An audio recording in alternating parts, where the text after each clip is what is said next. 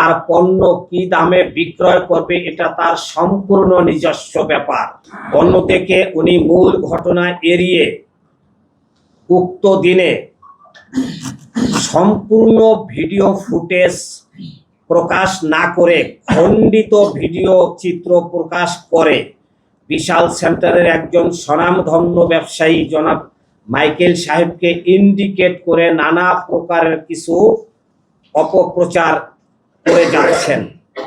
যেহেতু এটা একটা মার্কেট এবং দোকান মালিকদের সমন্বয় গঠিত একটি কমিটি রয়েছে এবং বাংলাদেশ দোকান মালিক সমিতি কর্তৃক অনুমোদিত, মার্কেটে যে কোনো প্রকার প্রমোশনাল অ্যাক্টিভিটিস কিংবা অফার প্রদান করার পূর্বে সমিতির সাথে আলাপ আলোচনা করে সিদ্ধান্ত নিতে হয়। কারণ সমিতির সাথে আলাপ আলোচনা করে যদি উনি সিদ্ধান্তটা নিতেন কিংবা প্রমোশনাল অ্যাক্টিভিটিসটা পরিচালনা করতেন, তাহলে আমরা মার্কেটে অতিরিক্ত সিকিউরিটি গার্ড প্রদান সহ আমাদের বেসমেন্টে একটা অব্যবহৃত পার্কিংয়ের ব্যবস্থা রয়েছে, আমরা সেখানে পার্কিংয়ের জন্য প্রয়োজনীয় ব্যবস্থা গ্রহণ করতে পারতাম কিংবা প্রয়োজনীয় ব্যবস্থা গ্রহণ করা যেত। এর পূর্বে আমাদের অনেক দোকান এরকম অফার দিয়েছে, আমরা পার্কিংয়ের এরকম সুব্যবস্থা করেছি। যেহেতু ঘটনাটি বিশাল সেন্টারে অবস্থিত দোকান সংক্রান্ত বিষয়, সেহেতু উনি মার্কেটে না এসে ঘটনাটা না জেনে এমনকি সমিতির কারো সাথে যোগাযোগ না করে ভেরিফাইড ফেসবুকে বিভিন্ন ধরনের মিথ্যা অপপ্রচার এবং বিভ্রান্তিমূলক তথ্য প্রচার করে যাচ্ছেন, যা মার্কেট এবং ব্যবসায়ীদের সুনাম ও সম্মান মারাত্মকভাবে ক্ষুণ্ণ হয়েছে।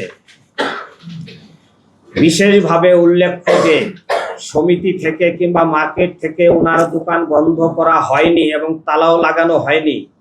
যদি সমিতি থেকে বন্ধ করা হতো কিংবা তালা লাগানো হতো, তাহলে 26শে মার্চ বৃহস্পতিবার, যেদিন মার্কেট ঈদের ছুটি ছিল, ওই দিন সকাল 10 ঘটিকার সময় নবীন ফ্যাশনের ম্যানেজার মার্কেটে এসে নিজ হাতে তার দোকানের তালা খুলে তিনি ব্যবসা পরিচালনা করে আসছেন।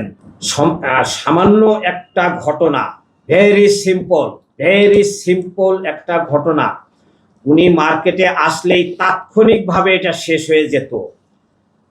আমরা যদি সবাই মিলে সমাধান করতে না পারতাম, এখানে বাংলাদেশ দোকান মালিক সমিতির মাধ্যমে হলেও আমরা এটা সমাধান করতে পারতাম। বাংলাদেশ দোকান মালিক সমিতির পক্ষেও যদি এটা সমাধান করা না হতো, দেশে বর্তমান গণতান্ত্রিক পরিবেশ বিরাজ করতেছে, উনি আইনের আশ্রয় নিতে পারতেন। 24/3/2026 তারিখ রোজ মঙ্গলবার বিকালবেলা বিশাল মার্কেট ঈদ উল ফিতরের বন্ধ থাকাকালীন সময়ে জনাব নবীন সাহেব একটি সংবাদ সম্মেলন করেন, যেখানে তিনি বলেছেন আইন শৃঙ্খলা বাহিনীর উপর তার কোনো ভরসা নেই এবং আইন শৃঙ্খলা বাহিনীকে নিয়ে উনি অনেক বিভিন্ন ধরনের কথা বলেছেন, সেটা আমি এখানে উল্লেখ করতে চাচ্ছি না। পাশাপাশি গণপ্রজাতন্ত্রী বাংলাদেশ সরকারের মাননীয় প্রধানমন্ত্রীর মার্কেটে দোকান আছে সংক্রান্ত একটা তথ্য দিয়েছেন, যা সম্পূর্ণ ভিত্তিহীন এবং বিশাল মার্কেটে যাদের দোকান ছিল আছে তাদের একটি তালিকা, মালিকদের একটি তালিকা অত্র চিঠির সাথে সংযুক্ত করা হয়েছে প্রমাণ স্বরূপ। উনি যদি উক্ত তথ্যের, যেহেতু উনি বলেছে গণপ্রজাতন্ত্রী বাংলাদেশের মাননীয় প্রধানমন্ত্রীর এখানে দোকান আছে, তাহলে এটা উনাকেই প্রমাণ করতে হবে। উনি যদি এটা প্রমাণ করতে না পারেন, উনি যদি মাননীয় প্রধানমন্ত্রীর বিশাল সেন্টার দোকান আছে এটা যদি উনি প্রমাণ করতে পারেন, যে কোনো প্রকারের শাস্তি আমরা মাথা পেতে বরণ করে নেব।